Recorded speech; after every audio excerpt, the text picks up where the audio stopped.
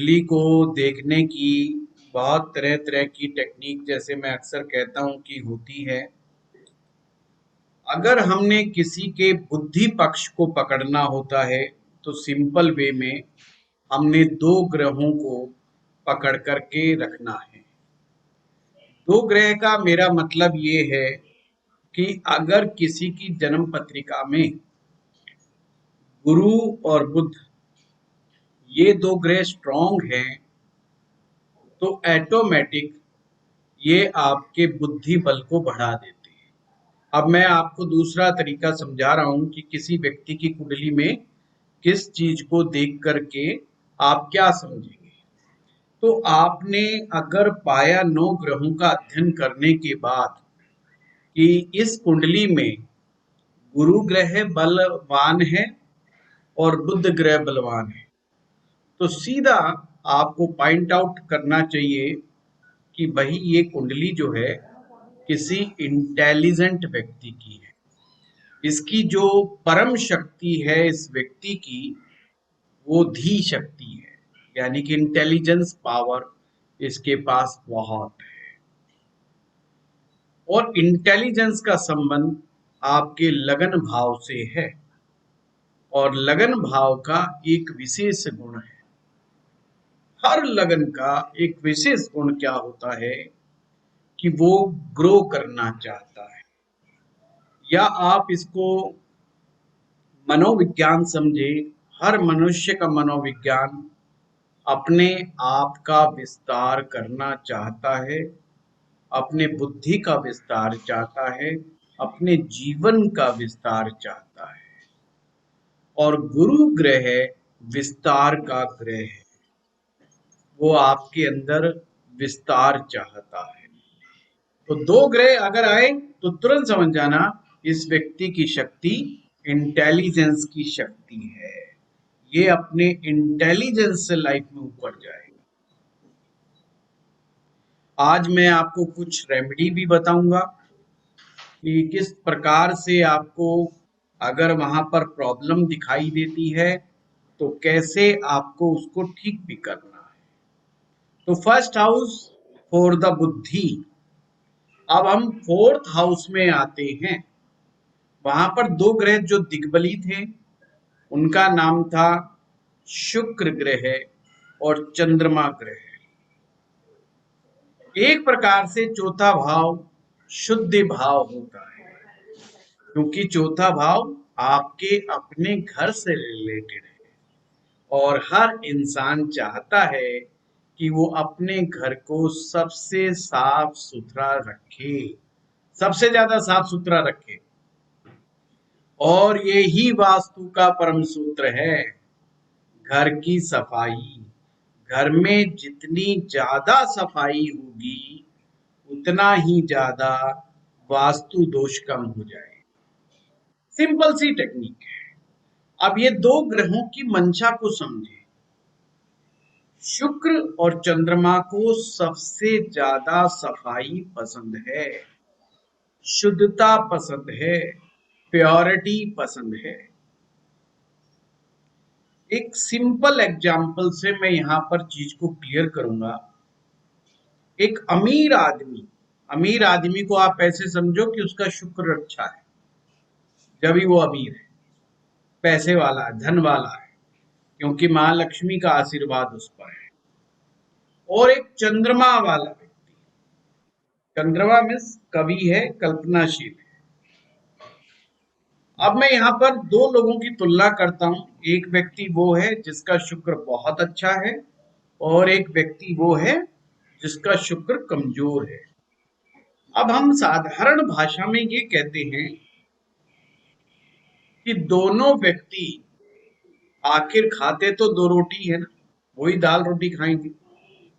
पर क्या ये बात सत्य है? क्या उनकी फूड क्वालिटी में कोई अंतर होगा? डेफिनेटली अंतर होता है उनकी फूड क्वालिटी में। अमीर आदमी ये दिमाग लगाएगा कि मैं कौन सा फूड खरीदूं जो मेरी हेल्थ के लिए द बेस्ट है। वो ऑर्गेनिक फूड की तरफ जाएगा। उससे फर्क नहीं पड़ता कि महंगा है या सस्ता है। गरीब आदमी हमेशा सस्ते फूड की तरफ जाएगा, अमीर आदमी महंगे से महंगी चीज को अप्रोच करेगा, पर उसका क्वालिटी का जो सिनेरियो होगा वो एक ही होगा, the best food, the best quality. वो हमेशा बेस्ट क्वालिटी को चूज करेगा। इसीलिए कहा जाता है शुक्र ग्रह ब्रांड कॉन्शियस है, ब्रांड पे बड़ा ध्यान लगा।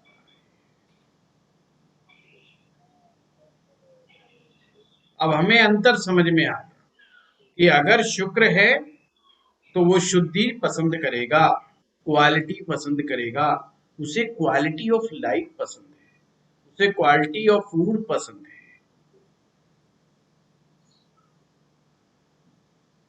आप अमीर लोगों के घरों में जाते हैं तो वहां पे एयर फिल्टर लगा दिया जाता है, हवा भी छन करके आ रही है, फिल्टर होकर के आ रही है। यही अमेरिका एक अलग रुतबा है। मून, जिसे हम चंद्रमा यानी कि मन, और हमारा पूरा सनातन एक ही चीज पे ध्यान देता है, मन की सफाई। कि मन की सच्चाई, मन की सफाई जीवन में सुख और शांति के लिए अनिवार्य है। मैंने जो लाइन बोला है उस पर आपने नोट करना है। मन की सफाई, मन की सच्चाई जीवन में सुख एवं शांति यानी मेंटल पीस के लिए आवश्यक है। मतलब ये आपको मेंटल पीस देगा। तो इसने सूत्र भी दे दिया कि मेंटल पीस केवल उसी व्यक्ति को मिलेगी जिसका मन सच्चा है, जिसका मन शुद्ध है। अशुद्ध मन वाले को कभी भी, अशुद्ध मन वाले को कभी भी मानसिक शांति प्राप्त नहीं होती। कहते हैं ना, कई बार हम कहावत है, यार ये व्यक्ति काले मन का है। काला मन का मतलब क्या है कि उसमें षड्यंत्र छुपा हुआ है, वो मुंह पे कुछ और बोल रहा है, अंदर से कुछ और सोच रहा है। अंदर से कुछ और है, बाहर से कुछ और है। बाहर से बहुत मीठा बोल रहा है, पर अंदर से उसी के खिलाफ षड्यंत्र रच रहा है। इसका मतलब मन सच्चा नहीं है, मन में कुछ गलत है।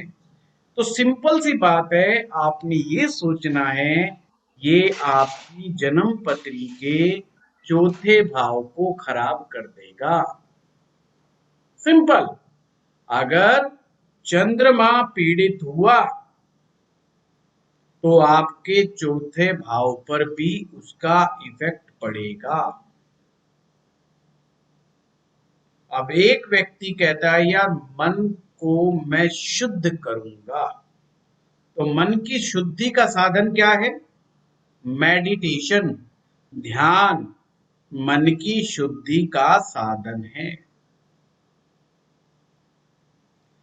ध्यान करने से धीरे धीरे मन शुद्ध होने लग जाता है।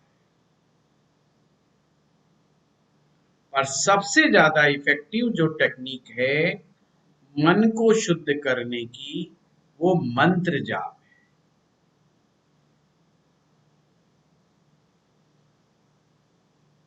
मन को शुद्ध करने की टेक्निक ही मंत्र है।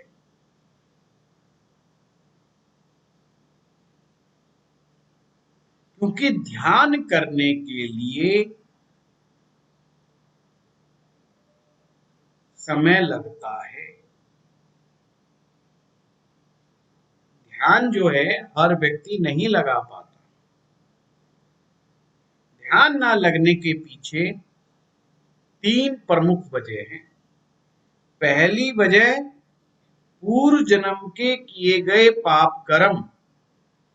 अगर पूर्व में कुछ पाप ऐसे कर रखे भयंकर, तो इस जन्म में हम ध्यान लगाने का भी प्रयास करें तो हमारा ध्यान भंग हो जाएगा और मानसिक शांति प्राप्त होने के स्थान पर मानसिक अशांति प्राप्त हो जाएगी। कभी आप ध्यान लगा करके देखें, खास करके उस व्यक्ति को कहें जिनकी कुंडली में पूर्व जन्म संबंधी कुछ नेगेटिव कर्माज आपको दिखाई देते हैं, उसको कहो ध्यान में बैठ जा। अगर वो आपने किसी तरह समझा के, बुझा के, मोटिवेट करके उसे बिठा भी लिया तो उसके सिर में दर्द हो जाएगा।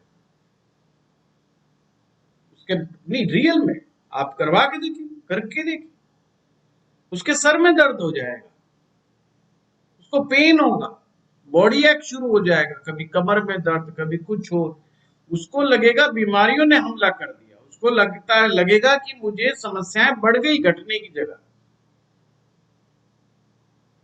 नंबर 2,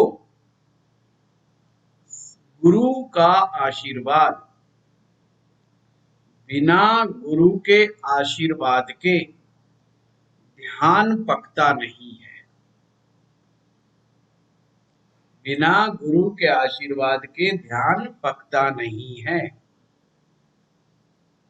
तीसरा, शुभ ग्रहों का प्रभाव। फर्स्ट हाउस पर शुभ ग्रहों का जब प्रभाव होता है या फोर्थ हाउस पर शुभ ग्रहों का प्रभाव होता है तो ध्यान लगता है। तो देखो, अब ये सूत्र भी हाथ में दे दिया। मेडिटेशन कौन कर सकते हैं? इजीली मेडिटेशन कौन कर सकता है? इजीली का मतलब है आपने अभी समझाया और कहा लेट्स डू मेडिटेट, आओ चलो हम ध्यान करते हैं। फर्स्ट हाउस पर शुभ ग्रहों का प्रभाव, फोर्थ हाउस पर शुभ ग्रहों का प्रभाव, चाहे वो दृष्टि से हो, चाहे संबंध में हो, चाहे युति संबंध हो, वो व्यक्ति इजीली मेडिटेट करने लग जाएगा। अब संघर्ष किसको करना पड़ता है? इसके अपोजिट को ले लीजिए। अगर पाप ग्रहों का असर रहेगा फर्स्ट पे, फोर्थ पे, तो उसके लिए मेडिटेशन अपने आप में एक समस्या खड़ी करने वाला होगा। मैं अक्सर जब भी फोर्थ हाउस में कोई प्रॉब्लम होती है ये कहता हूं कि मेडिटेशन करो, पर मेडिटेशन उसके लिए, बेचारे के लिए रेमेडी कम है और स्ट्रगल ज्यादा है, और वो भाग खड़ा होता है बेचारा। वो कहता है यार अच्छी मुसीबत में फंसे, पंडित जी ये भी कोई उपाय होता है क्या? तो उसको वो उपाय नहीं लगता। जबकि ध्यान सबसे ज्यादा इफेक्टिव टूल है और ये बिल्कुल दवा की तरह काम करता है। जैसे मेडिसिन्स काम करती हैं वैसे ध्यान भी काम करता है।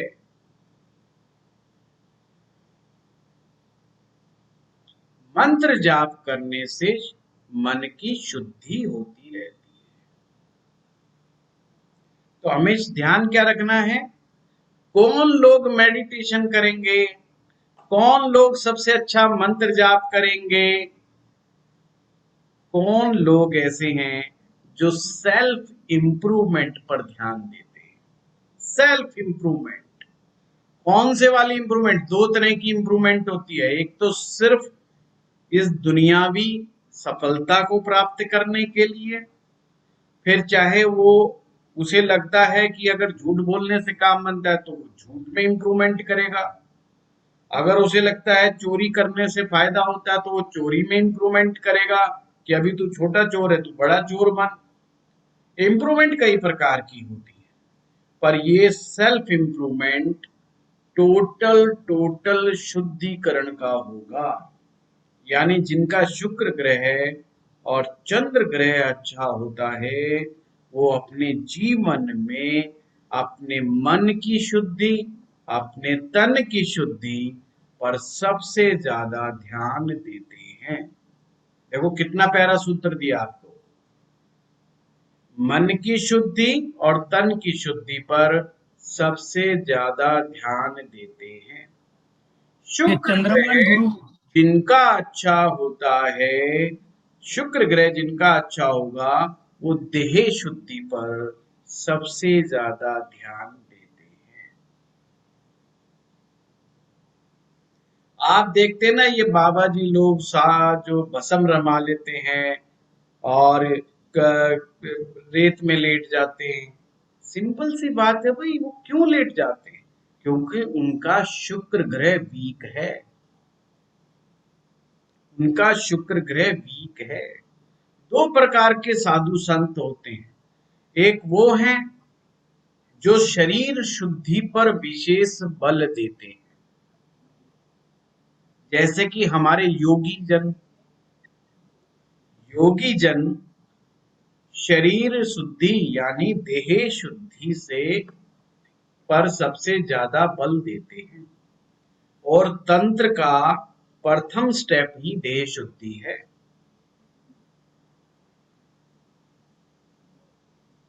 वो कहते हैं जब तक देह शुद्ध नहीं होगी, जब तक आप स्पिरिचुअल जर्नी नहीं कर सकते।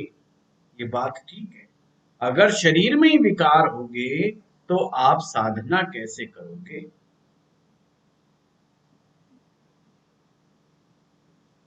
बीमार आदमी साधक नहीं हो सकता। वो एक भिक्षुक तो हो सकता है, पर साधक नहीं हो सकता। इसलिए देह आपका अपना मंदिर है। इसको बिल्कुल संभाल के रखना हमारा फर्ज बनता है। तो जिनका शुक्र वीक है, जिनका चंद्रमा वीक है, उन्हें रेमेडी करनी चाहिए। अब आप कहेंगे जी ये कैसे पता चलेगा? शुक्र को भी जांच लो और चंद्रमा को भी जांच लो। फिर आपने कहा जी देखो शुक्र तो गड़बड़ है पर चंद्रमा ठीक है, अब मैं क्या समझूं? सिंपल सी बात है, मैं इसको क्या समझूं? फिर या दोनों ही वीक है, इसको हम क्या समझें? गफलत हो रही है। सिंपल सी बात है, मां भगवती की उपासना हमेशा याद रखिएगा। चाहे शुक्र चंद्रमा का बलाबल कम है या ज्यादा है, या शुक्र और चंद्रमा का बलाबल बढ़ाना चाहते हैं, मां भगवती की साधना सर्वोत्तम साधन है।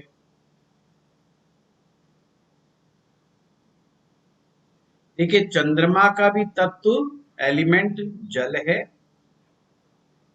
और शुक्र का भी एलिमेंट जल है, और जल का संबंध इमोशन से है। और मां से ज्यादा बड़े इमोशंस किसी के भी नहीं। मां से ज्यादा इमोशंस किसी में नहीं होते।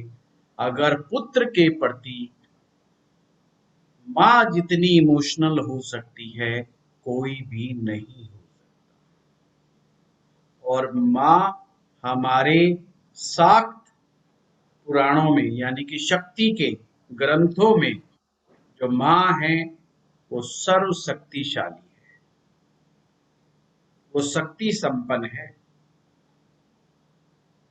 और शक्ति के माध्यम से ही शुद्धि होती है। इसलिए जब आसन करते हैं आप, प्राणायाम करते हैं, तो बड़ी शक्ति का प्रयोग भी करना पड़ता है। आप सोचे कि बिस्तर पे पड़े रहें और आराम से शरीर की शुद्धि हो जाए, ऐसा पॉसिबल नहीं है। देह शुद्धि ऐसे नहीं हो सकती। तो माँ भगवती की उपासना करने से, साधना करने से, एक तो आपका फोर्थ हाउस में फायदा होता है और शुक्र और चंद्रमा का बलाबल बढ़ता है। Always remember. और हूं तो specific just like a divine mother है। आप उसे मां ही समझे, डिवाइन मदर।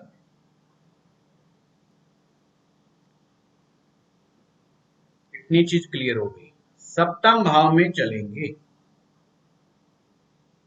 पहला भाव बुद्धि का था, तो फोर्थ हाउस शुद्धि का है और सप्तम भाव वृद्धि का है। वृद्धि का मतलब होता है विस्तार, एक्सपेंशन और हम अपना विस्तार करने के लिए एक जीवन साथी चुनते हैं। विवाह, मैरिज करते हैं। मैरिज के माध्यम से ही हम अपना विस्तार करते हैं। सप्तम में भा जा करके हम दो हो जाते हैं और दो होने के बाद फिर तीसरे की प्रक्रिया को आरंभ कर देते हैं, जो संतान भाव पंचम भाव उस रोल को निभाता है। पर अभी हम सप्तम की बात करेंगे। सप्तम की वृद्धि कौन कर सकता है?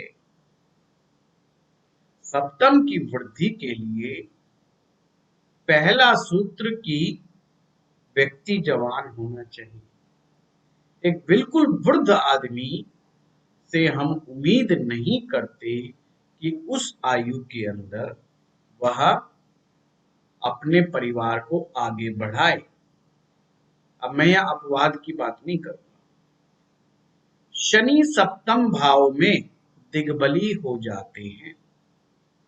अब आप कहेंगे जी यहां पर सप्तम में दिग्बली होने क्या मतलब? सिंपल सी बात है, शनि ग्रह वृद्धा अवस्था के देवता है। शनि ग्रह वृद्ध अवस्था के देवता है। अगर शनि ग्रह जब तक कुपित नहीं होंगे, शनि ग्रह जब तक कुपित नहीं होंगे, इंसान में पहली बात वृद्धा अवस्था जल्दी सी नहीं आती, और अगर व्यक्ति उम्र के अनुसार वृद्ध हो भी जाए तो फुल्ली एक्टिव रहता है। ये किसकी कृपा से? शनि महाराज की कृपा से। तो शनि सप्तम भाव में क्या संदेश दे रहे कि तुम्हें किसी भी प्रकार की वृद्धि करनी है। अब सप्तम भाव डे टू डे इनकम भी है, सप्तम भाव मैरिज भी है, सप्तम भाव पद प्राप्ति भी है। तो इन सब चीजों को प्राप्त करने की जो जिज्ञासा है वो उसी उम्र में होती है जब शरीर में जान होती है।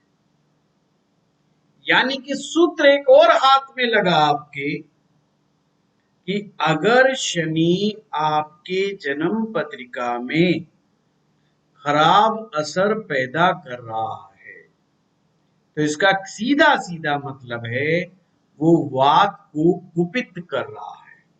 वात कुपित का मतलब क्या होता है? वायु को कुपित कर रहा है, वायु विकार पैदा कर रहा है। और जब भी शरीर में वायु विकार पैदा होते हैं वो शरीर की मूवमेंट को रोक देता है।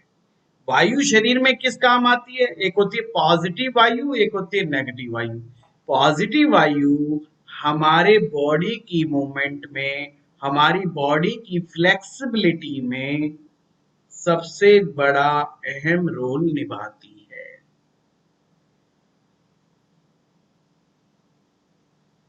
और यही वायु यदि कुपित हो जाए,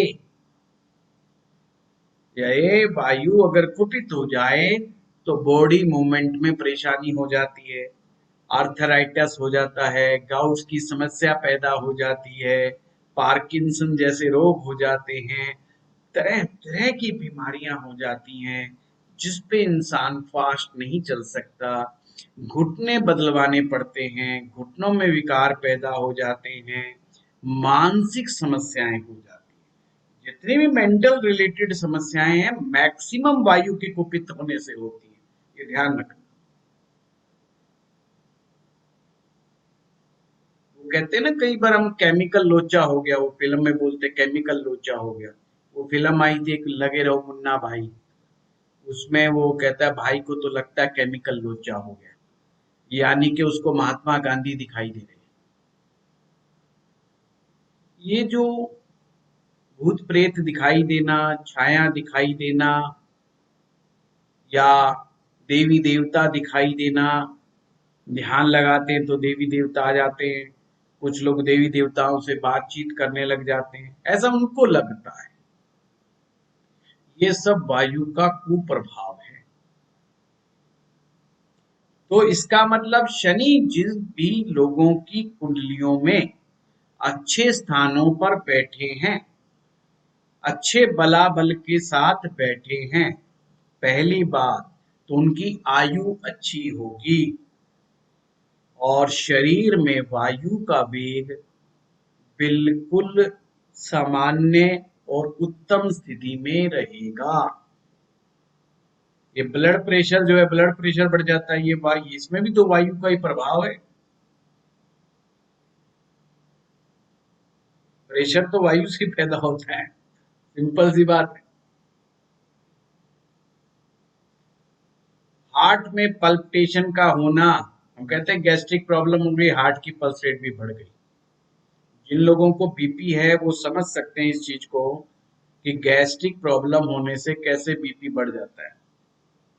और गैस्ट्रिक प्रॉब्लम जैसे ही डाउन आएगी, कोई गैस्ट्रिक दवा लेंगे तो एकदम बीपी कंट्रोल आ जाता है, थोड़ा बड़ा ऊपर नीचे मतलब फर्क डालता है।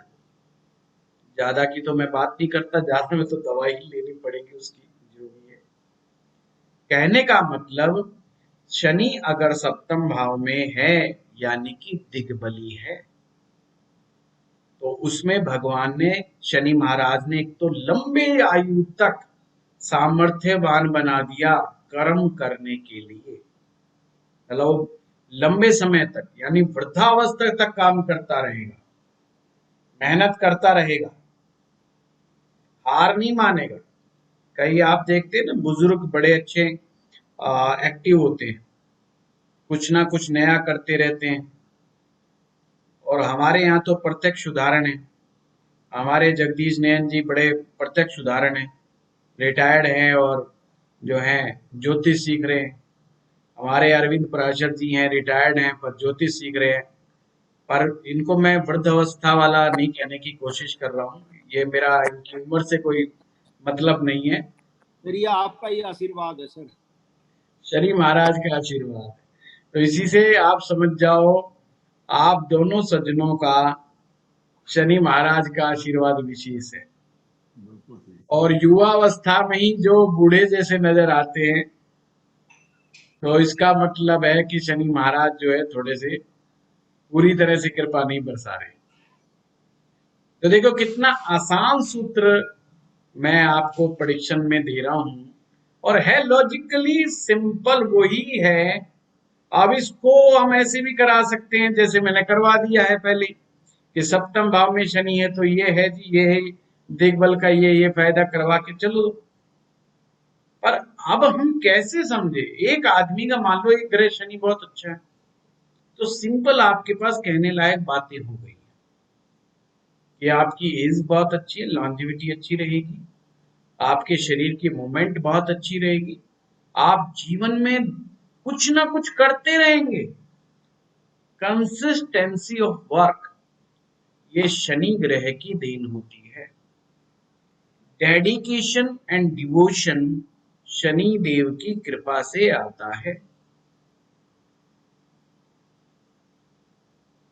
जैसे आपने देखा होगा, लोग कभी एक काम पकड़ते हैं, उसको बड़े जोश के साथ करना शुरू करेंगे, 50% करने के बाद कहेंगे यार छोड़, इंटरेस्ट लूज कर जाते हैं, फिर सेकंड पकड़ लेते हैं, तो कहे सेकंड को तो मैं पूरा ही करके पाऊंगा 100%, फिर वो 50% पे जाएंगे, 60% पे जाएंगे, इतनी देर में वो तीसरा पकड़ लेते हैं। तो समझ लेना, अगर कोई भी ऐसा व्यक्ति मिले तो मतलब आपको ऐसा ज्योतिषी बनना है, केवल सामने वाले की प्रॉब्लम को देखते ही दिमाग में आ जाना चाहिए कि इसका कौन सा ग्रह पीड़ित है। बार बार नौकरियां छूट रही हैं, कहीं पर टिक के नौकरी नहीं कर पाया, प्राइवेट जॉब में, ये मैं उदाहरण प्राइवेट जॉब का दे रहा हूं, नॉट फॉर गवर्नमेंट जॉब, क्योंकि जगदीश जी कहेंगे मेरी इतनी ट्रांसफर हो गई, अभी तो कह रहे हो शनि अच्छा है, तो ट्रांसफर का शनि से कोई लेना देना नहीं, इसलिए मैं क्लियर कर दूं। ट्रांसफर बुध ग्रह और चंद्रमा ग्रह, दो ग्रह बड़े जिम्मेवार होते हैं ट्रांसफर के लिए। शनि ग्रह जिन लोगों का अच्छा होता है वो एक ही लंबे समय तक टिक कर काम करते हैं, टिकाऊपन उनमें, स्टेबिलिटी काफी होती है उनकी लाइफ में। तो ये शनि का गुण है, शनि की कृपा है।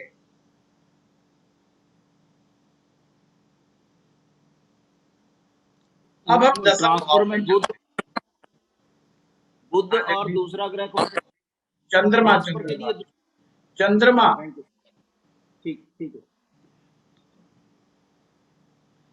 दसम भाव में दो ग्रह आपके दिग्बली बताए थे, एक सूर्य और एक मंगल। दसवां भाव सिद्धि भाव है। दसम भाव में हमें सिद्धि प्राप्त होती है। ये सिद्धि शब्द बड़ा याद रखना। जो लोग मेरी मंत्रा और तंत्रा वाली एस्ट्रोलॉजी की क्लास में जो पार्टिसिपेट करेंगे, भाग ले रहे हैं, तो सिद्धियों का वहां पे सबसे ज्यादा जिक्र होना है। और सिद्धि प्राप्त करने के लिए कौन कौन से योग होते हैं, तो वहां पर ये सूत्र बड़ा काम आएगा। वहां दसम भाव बहुत इंपॉर्टेंट हो जाता है। सिद्धि वही प्राप्त करता है जिसका दसम भाव स्ट्रांग होता है। साधना में भी सिद्धि वही प्राप्त करता है जिसका दसवां स्ट्रांग होता है। दसवां कमजोर हो जाएगा, कोई भी साधना वो पूर्णता से नहीं कर पाता। इसीलिए दसम भाव को सिद्धि भाव कहा गया है। अब यहां पर सूर्य और मंगल को कहा गया दिग्बली। जो दिग्बली यानी कि वो दो ग्रह सिद्धि प्राप्त करने में सबसे ज्यादा अहम रोल पैदा करते हैं, अहम रोल अदा करते हैं। अब इसको दूसरे एंगल से समझो। जिन लोगों की कुंडली में सूर्य और मंगल पावरफुल होते हैं, नंबर एक पॉइंट, वो जो भी काम अपने हाथ में पकड़ेंगे उसको पूरा करेंगे, पूर्णता तक पहुंचाएंगे ही।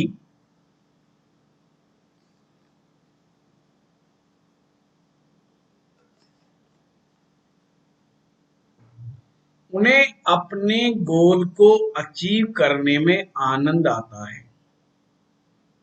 कितने बड़े से बड़ा टारगेट वो बना लेंगे, वहीं तक पहुंच जाएंगे। तो ऐसे व्यक्ति की कुंडली देखेंगे तो क्या बोलेंगे आप? उन्हें बोलिएगा बड़ा टारगेट बनाएं, बड़ा गोल रखें, छोटा नहीं सोचना। उन्हें बोलना है छोटा नहीं सोचना। छोटा मोटा तो फटाफट करकुरा के साइड में कर देंगे, क्योंकि सूर्य वेल डिसिप्लिन प्लेनेट है, वेरी पंक्चुअल,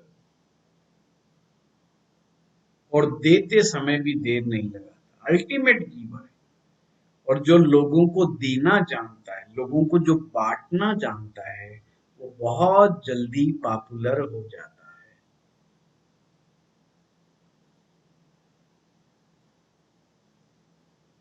कुछ नहीं, एक छोटा सा एग्जाम्पल, छोटा सा एग्जाम्पल।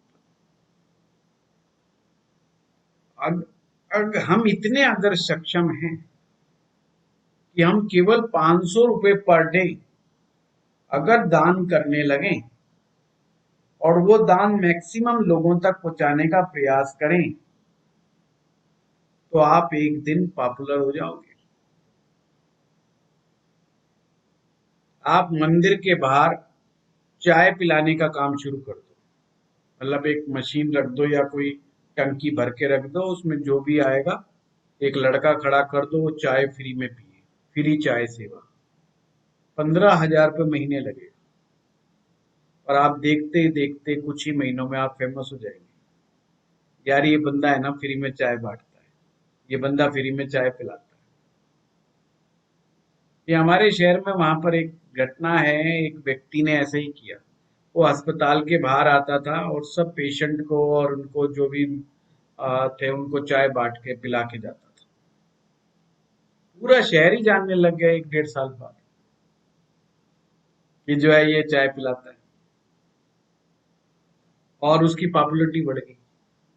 तो जो देने की कला जानता है वो बहुत जल्दी पॉपुलर हो जाता है। पॉपुलैरिटी गेन करने का सूत्र यही है, देना सीखो। सूर्य से सीखना है तो बस वही चीज सीखो, देना। जो भी लोग कामयाब हैं उन्होंने हमेशा समझना उनके पास कुछ ना कुछ ऐसा है जो उन्होंने लोगों को दिया है। या तो उन्होंने आपकी कोई बहुत बड़ी प्रॉब्लम को सॉल्व किया है, या वो लगातार आपको दे रहे हैं। इसीलिए वो पॉपुलर हैं और इसीलिए वो अपने फील्ड के सिद्ध हैं। तो सूत्र समझ में आ गया। या तो उन्होंने आपकी कोई प्रॉब्लम को सॉल्व किया है, बहुत बड़ी समस्या को सॉल्व किया है, या वो कुछ ना कुछ आप लोगों को दे रहे हैं, तो वो पॉपुलर हो जाएंगी। ये सूर्य सूत्र है। मंगल का सूत्र क्या है? कमजोर और असहाय व्यक्ति के लिए खड़ा होना, जो लड़ नहीं सकते, जो बलहीन है, जिनमें शक्ति नहीं है, जिनमें सामर्थ्य नहीं है, उनके लिए फाइट करना, उनके लिए हक की लड़ाई लड़ना।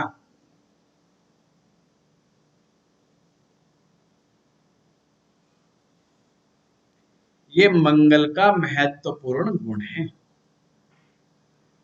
राम से ज्यादा हनुमान जी की पूजा होती है। ये ध्यान रखना, हिंदुस्तान में राम से ज्यादा हनुमान जी के मंदिर मिल जाएंगे।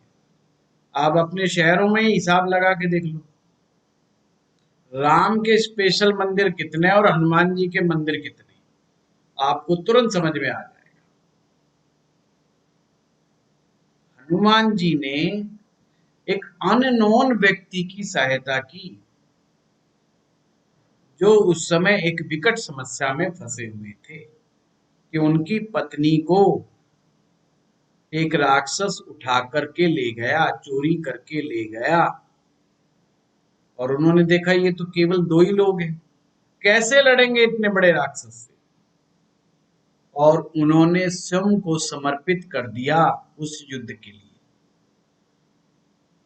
कितनी मेहनत की, कितना स्ट्रगल किया हनुमान जी ने, और 100% सपोर्ट किया हनुमान जी ने भगवान श्री राम को।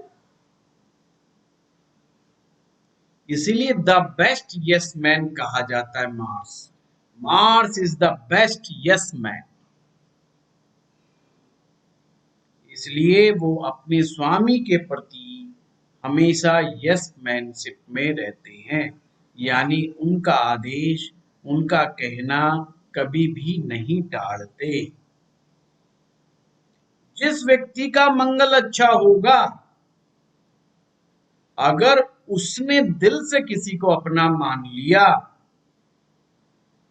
तो ये समझेगा वो उसके कहा को नहीं टालेगा, उसके लिए वो यस मैन है।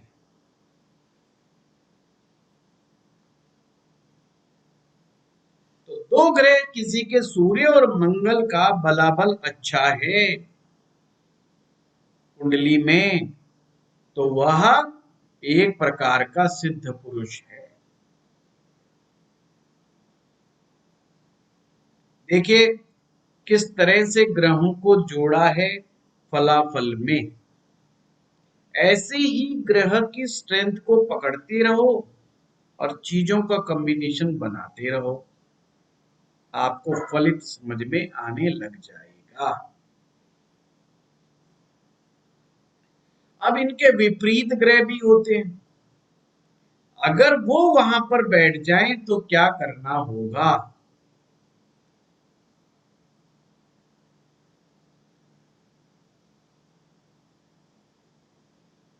फर्स्ट हाउस, फर्स्ट हाउस को कौन से ग्रह पसंद है? अब आपको पता लग गया, गुरु पसंद है और बुध पसंद है।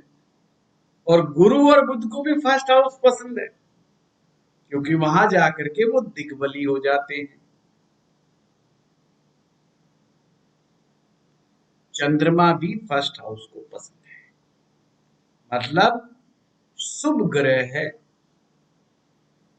गुरु, चंद्रमा, बुध और शुक्र, ये 4 ग्रह फर्स्ट हाउस पसंद करता है। वो चाहता है कि पहले में ये आ जाए भाई, या तो कोई ग्रह आए नहीं, और आए तो इन चारों में से कोई आए। बुध आ जाए, शुक्र आ जाए, चंद्रमा आ जाए, गुरु आ जाए, और गुरु और बुध आ जाए तो बेस्ट है, यानी दोनों में से कोई एक आ जाए। पर इसके विपरीत यदि मंगल आ जाए फर्स्ट हाउस में, राहु आ जाए, केतु आ जाए, शनि आ जाए, तो ये आपकी बुद्धि पर रुकावट डालने का प्रयास करते हैं, जीवन में गलत फैसला करवाते हैं, या गलत फैसला करने पर मजबूर करते हैं। तो आपकी धी शक्ति, यानी कि बुद्धि की जो निर्णय क्षमता होती है, वो कहीं ना कहीं जब रिजल्ट के रूप में आती है तो नुकसानकारी हो सकती है। जैसे मंगल लगन पे बैठेगा तो क्या करेगा? मंगल का एक सूत्र बड़ा प्यारा बता रखा है, आपको हमेशा याद रखो। Mars act as a catalyst, वो रेट ऑफ रिएक्शन को बढ़ा देता है। अब फर्स्ट हाउस तो क्या है? थॉट प्रोसेस है। पहली बात तो सोचने की गति को ही बढ़ा देगा। आदमी जिसके भी मार्स पहले घर पे होगा ना, बहुत तेजी से सोचेगा, हर बात को फटाफट क्लिक क्लिक क्लिक सेकंडों के हिसाब से सोचता है। सेकंड चीज, मार्स एक अग्रेसिव प्लेनेट है, जल्दबाजी करता है। फर्स्ट हाउस में होगा जिसके, वो जल्दबाजी करेगा, हड़बड़ाहट करेगा। And Mars is a Dzire, Mars एक इच्छा है। कौन सी इच्छा है? मेटेरियलिस्टिक इच्छा।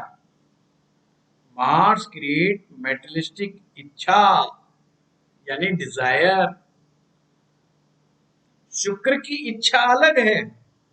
शुक्र की इच्छा जीव इच्छा है, रिलेशनशिप की इच्छा है, सुंदरता की इच्छा है, लग्जरी की इच्छा है। और मार्स की इच्छा मेटेरियलिस्टिक है, तो जल्दबाजी के द्वारा गलत निर्णय करवा सकता है। शनि, नेगेटिव थिंकिंग, समय पर डिसीजन नहीं लेने देता। लगन पर शनि होगा तो समय पर डिसीजन नहीं लेने देगा, यानी बहुत लंबा टाइम ले लेगा डिसीजन में। तो बुद्धि के लिए एक सही समय पर सही निर्णय ना कर पाना, सही समय पे सही निर्णय ना कर पाना ही हमारा भाग्य अवरोध है। अगर सही समय पे सही निर्णय हो जाए तो फिर जिंदगी में हमें वैसी सफलता मिलती रहती है, हमारी ग्रोथ वैसे ही सुनिश्चित होती रहती है। हम जिस गति से आगे बढ़ना चाहते हैं, या जो एबिलिटी हमारे अंदर होती है, उसके अनुसार हम आगे नहीं बढ़ पाते। इसके पीछे कहीं ना कहीं फर्स्ट हाउस का बहुत बड़ा रोल है, और सेकंड 9th हाउस का आएगा। नवम का और फर्स्ट का बहुत बड़ा रोल होता है। अगर आप अपने अनुसार, अपनी एक्सपेक्टेशन के अनुसार जिंदगी में राइज नहीं कर पाते,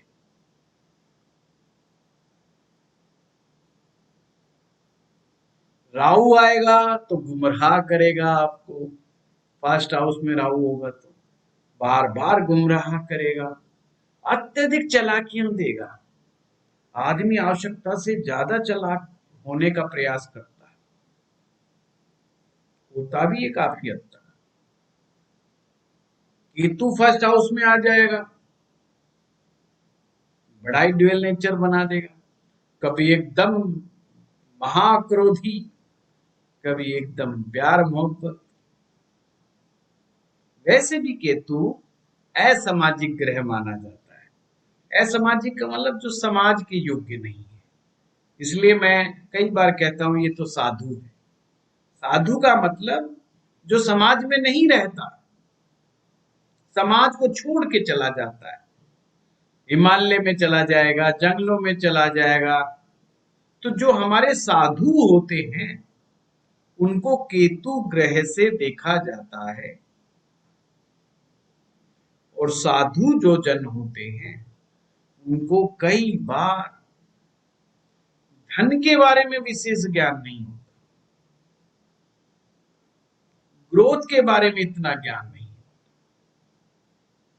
उन्हें दैविक शक्ति का ज्ञान होता है, देवी देवताओं की शक्तियों का ज्ञान होता है, उन्हें साधनाओं का, मंत्रों का ज्ञान होता है साधुओं को। क्योंकि केतु ग्रह ट्रेडिशनल प्लेनेट है, वो आपकी संन्यास परंपरा का सबसे बड़ा ग्रह है। संन्यास परंपरा का सबसे बड़ा ग्रह है। अब अगर केतु अगर शुभ प्रभाव में आ जाए तो साधु बना देगा, या बहुत बढ़िया मैथमेटिशियंस बना देगा, बहुत बढ़िया न्यूमरोलॉजिस्ट भी बन सकते हो। जिनका भी केतु अच्छा है वो बहुत अच्छे न्यूमरोलॉजिस्ट बन सकते हैं। और भैया केतु किसी गलत संगत में पड़ गया तो आतंकवादी बनाता है, बम फोड़ने वाले बनाता है। बोला क्या एक दो को मारना, लपेट लो सभी को, एक बम मारो सब लिपट जाएंगे। कौन गिनती गिनेगा, कल अखबार में देख लेंगे कितने मरे। तो विध्वंसक सोच है। तो अगर किसी के मस्तिष्क में विध्वंसक सोच पैदा हो जाए तो ये अच्छा नहीं। किसी भी चीज के मामले में एक्सट्रीमिस्ट हो जाना, एक्सट्रीम लेवल पे पहुंच जाना, चाहे वो प्रेम हो चाहे वो ईर्ष्या हो, अगर आप प्रेम में एक्सट्रीम लेवल तक आ जाते हैं तो वो प्रेम प्रेम नहीं रह जाता, वो प्रेम जहर का सामना कर समान हो जाता है। अगर आप किसी व्यक्ति से इतनी ज्यादा एलर्जी करने लग जाए कि उसकी शक्ल देखते ही आपको एलर्जिकल प्रॉब्लम हो जाए तो ये भी एक्सट्रीम प्रॉब्लम है। तो अनबैलेंस लाइफ को नहीं करना है। अक्सर केतु ग्रह मिस्टेक्स करवाता है, गलतियां बहुत कराता है, big mistakes in your life, decision में बिग मिस्टेक्स कर देता है। अब ऐसे में क्या करना चाहिए? चलो भाई अब कोई ग्रह आ ही गया तो आ ही गया, क्या किया जाना चाहिए? अगर फर्स्ट हाउस का केवल मैटर है तो आपको सूर्य भगवान को सदा याद रखें। कारक हमेशा उस भाव की रक्षा करता है, ये सूत्र लिख लो। कारक हमेशा अपने भाव की रक्षा करता है, पर कारक जब स्वयं के भाव में होता है तो साइड इफेक्ट देता है।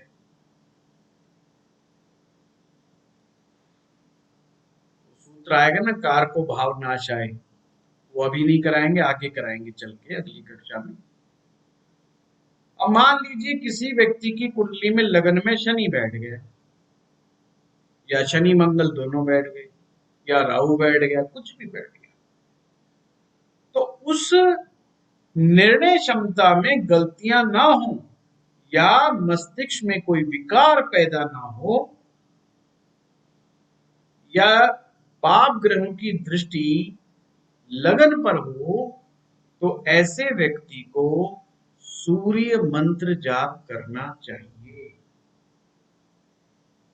अब सूर्य मंत्र बहुत प्रकार के होते हैं, कितने अक्षरों का मंत्र करना चाहिए, मंत्र का आरंभ किस अक्षर से होना चाहिए। तो अभी हमारा जो कोर्स आने वाला है 15 तारीख से, उसमें हम यही सिखाने वाले हैं हाउ टू सेलेक्ट योर मंत्रा। पहली बात, मंत्र कौन सा छाटे, कितने वर्ण का होना चाहिए, उसका पुरुषचरण कितना होना चाहिए, किस दिशा में बैठ के मंत्र जाप होना चाहिए, कौन सी माला, कौन सा आसन, कौन सा तिलक, कौन सी मुद्रा, ये सभी उसमें डिस्कस होगा, पर होगा ज्योतिष के अनुसार, ये नहीं जनरल फार्मूला नहीं।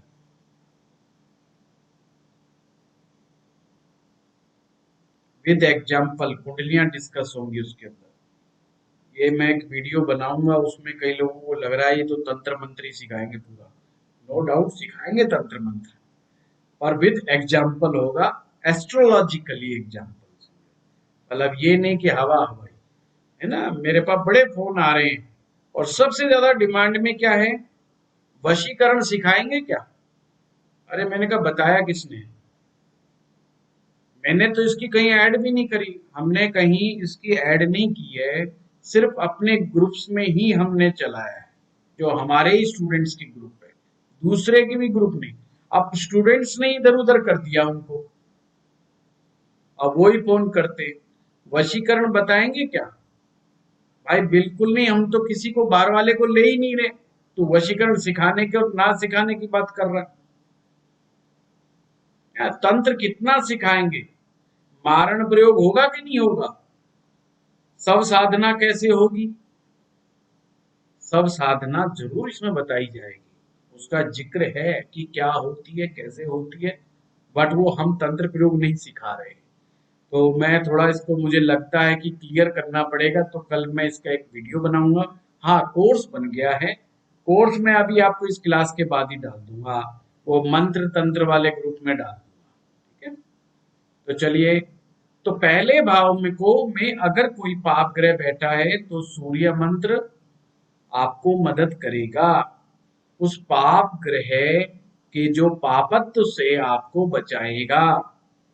अब सूर्य मंत्र नहीं कर सकते तो गायत्री मंत्र, फर्स्ट हाउस गायत्री मंत्र लिख लो कहीं कॉपी में, फर्स्ट हाउस गायत्री मंत्र, फर्स्ट हाउस की प्रॉब्लम गायत्री मंत्र, क्योंकि हो सकता है कि सूर्य मंत्र किसी को ना आए, तो गायत्री मंत्र सनातन मंत्र है, भारतीय परंपरा का, सनातन संस्कृति का बहुत ही उच्च कोटि का मंत्र है।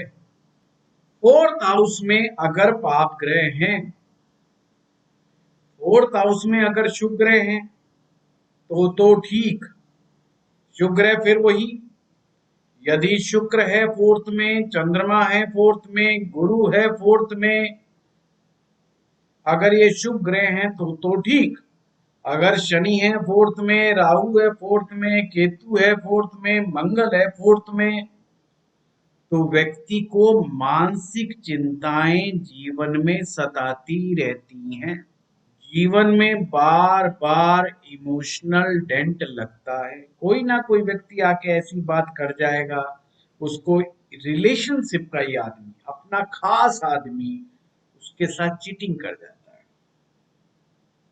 जिससे वो अशांत, और घर में ही कोई सदस्य ऐसा मिल जाएगा जो उसको परेशानी का कारण बन जाएगा।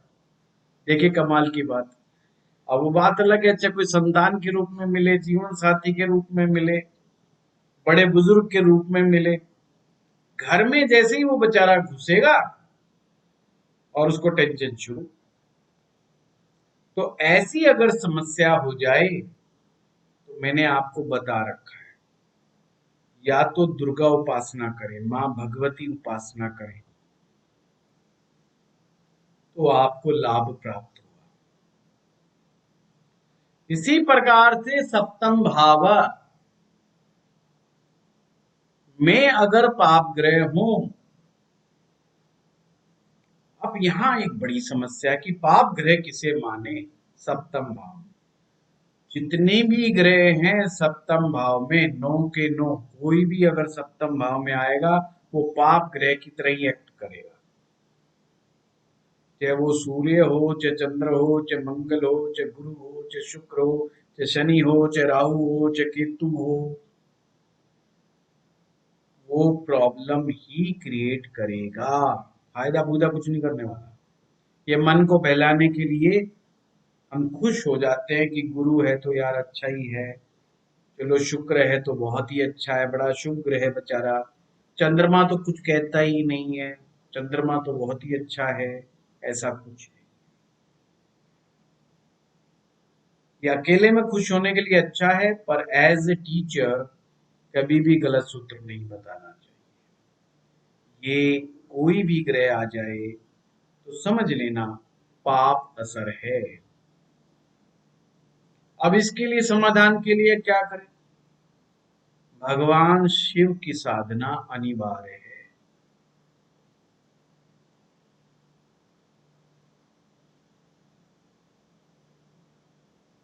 और अगर ध्यान रखने वाली बात है, विशेष रूप से मंगल ग्रह महाक्रोधी ग्रह ना सप्तम में है, राहु सप्तम में हो, केतु सप्तम में हो, तो भगवान शिव की रुद्र रूप में पूजा करना ना भूलें, यानी कि रुद्राभिषेक। 11 रुद्र हैं, 12 आदित्य होते हैं, 11 रुद्र होते हैं। हनुमान जी भी रुद्र रूपी हैं। तो रुद्राभिषेक आपको करते रहना चाहिए बार बार, टू सेव योर मैरिज।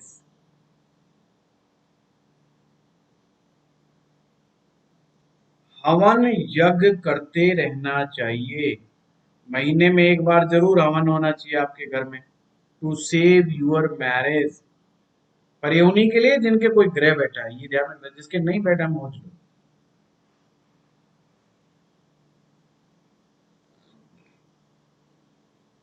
तो उन्हें दो काम करने हैं, भगवान शिव की पूजा करनी है, अगर पाप ग्रह ज्यादा वाला स्ट्रॉन्ग वाला बैठा है तो भगवान शिव की रुद्र रूप में पूजा करनी है।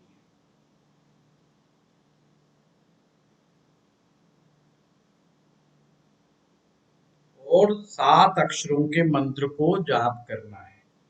कैसे करेंगे? ओम नमः शिवाय ओम, ओम नमः शिवाय ओम। तो ऐसे भगवान शिव की पूजा करनी है। और आप चाहते हैं कि आपकी पत्नी आपसे प्रेम करे, आपका पति प्यार करे आपसे, भगवान शिव का आशीर्वाद बरसे, तो ओम शिवाय नमः ओम, ओम शिवाय नमः ओम, ऐसा है। और ओम नमः शिवाय से क्या होगा? जो परिस्थितियां आपकी मैरिज लाइफ को खराब कर रही हैं, कभी कभी क्या होता है, देवर जेठ जेठानी सास ससुर, कई फैक्टर्स आ जाते हैं जो मियाँ बीवी के बीच में विघ्न रूप हो जाते हैं, यानी थर्ड पार्टी के कारण झगड़ा हो जाता है। मियाँ बीवी आपस में तो नहीं झगड़ना चाहते, पर सिचुएशन ऐसी बन जाती है कि वो लड़ मरते हैं किसी और चीज के कारण। तो अगर आप देखते हैं भाई ऐसा स्थिति बन रही है, तो ओम नमः शिवाय, और 7 अक्षर रखने हैं, ओम नमः शिवाय ओम, ओम नमः शिवाय ओम। अगर आप चाहते हैं ऐसा कुछ भी नहीं है, कोई पंगे नहीं ले रहा, हम आपस में ही उलझते रहते हैं, तो ओम शिवाय नमः ओम, ओम शिवाय नमः ओम। ये भगवान शिव से आशीर्वाद है, भगवान शिव का आशीर्वाद प्राप्त कर रहे हैं। हे भोलेनाथ, आप हमें आशीर्वाद दो, किसमें, किस रूप में? कल्याण रूप में। भगवान शिव का दूसरा नाम कल्याण है, कि आप हमारा कल्याण करो, जो घर गृहस्थी के इस भव सागर में हम फंस गए, इससे पार लगाए। दसम भाव में सूर्य मंगल के अलावा जितने भी ग्रह हैं वो कुछ ना कुछ गड़बड़ ही करते हैं। नमस्कार सर। तो ऐसे में उसको अपनी सफलता में संघर्ष करना पड़ता है। अपनी सफलता के लिए संघर्ष करना पड़ता है, उसको ऐसा फील होता है कि मेरे कार्य में बाधाएं निरंतर आती हैं। तो ऐसे में क्या करना है? दसम भाव की रक्षा के लिए भगवान गणपति जी की साधना करनी चाहिए, गणेश जी की आराधना करनी चाहिए, गणपति मंत्र का जाप करना चाहिए या गम बीज मंत्र का 1.25 मंत्र जाप करना चाहिए। गम, GAM, गम। और गणपति जी के बहुत मंत्र हैं, तो गणेश जी का विशेष रूप से हमने हमारे कोर्स में रखा है, गणपति जी के बारे में रखा है। अभी मैं कोर्स भेज रहा हूं, आपको मालूम है। तो आज ये first house, fourth house, seventh house, 10th house की रेमेडी और उसके बारे में विस्तार पूर्वक चर्चा हुई।